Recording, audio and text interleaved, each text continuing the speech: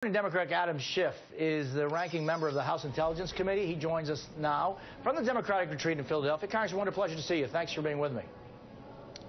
You bet. Thanks. What are your thoughts around this hostage crisis? Well, it puts Jordan obviously in a very difficult position. The war is deeply controversial there. Jordan has seen many of its citizens join the fight, and it's a rare island of stability that hasn't suffered from the same ill effects that many other countries have from the Arab Spring. So we have a deep interest in Jordan's stability, and this, I think, is probably the biggest challenge that the king has had.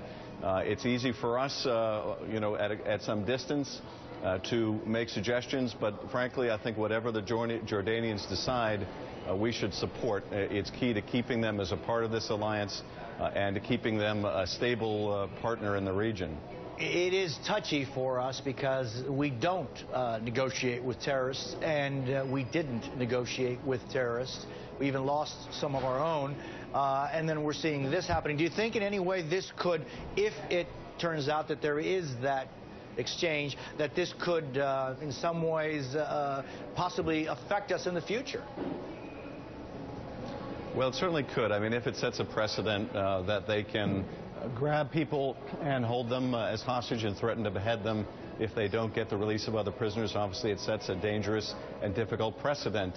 At the same time, if the life of this Jordanian pilot or the life of the Japanese journalist, and it causes those countries to be less engaged in the fight against ISIL, it'll have another profound consequence. Unfortunately, there is no good answer here except that all of us around the globe have to redouble our efforts to defeat this scourge, because ISIS doesn't play by any rules of war, any laws of war. It is just brutality and death. And if anything, however this turns out, ought to rededicate ourselves to defeating this terrible terrorist organization. Congressman, I want to bring you back to domestic politics. The Senate Republicans say the fight over DHS funding is a fight they want to have. Are you concerned that we could find ourselves 27th, 28th of February, in March, no funding for DHS?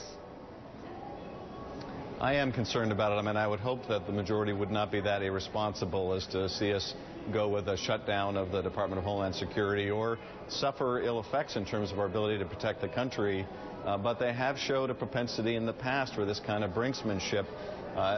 The answer, I think, is quite simple. If they don't like what the president has done on immigration, pass a bill. In fact, take up the Senate bipartisan bill from the last session. So they're not powerless. They're controlling both houses of Congress. Right now, they say they want some kind of immigration reform, but really all they're content to do is criticize the president's actions. The real, I think, fact of the matter is that this issue divides their base, so they'd rather not have to produce anything. They'd rather just have to criticize the president. But to do so by threatening to withhold funding for the Department of Homeland Security, I think, is deeply irresponsible. And you just introduced a new authorization for military force against ISIS. Back to the ISIS fight from the domestic side. It's different from the one you introduced last fall, right? It's a bit different. We've extended the sunset date in the middle of the day. Yesterday, the White House requested a copy so they could consult with us on it. So I'm holding off until the beginning of the week to introduce the measure and hope to get feedback from the White House. But it would set a 3-year sunset. It would preclude the use of ground troops in a combat mission, and it would also set geographic limits. My feeling is the president wants to expand this war to other countries, to go after Boko Haram or some other ISIS-related entity. The president can always come back to Congress, but I'm very concerned that in the wake of how broadly these other authorizations have been interpreted now more than a decade after they were passed by Congress, that we not pass an open-ended carte blanche either for this president or the next. Congressman Adam Schiff, thank you for being with me. Pleasure seeing you. Thanks, Jose.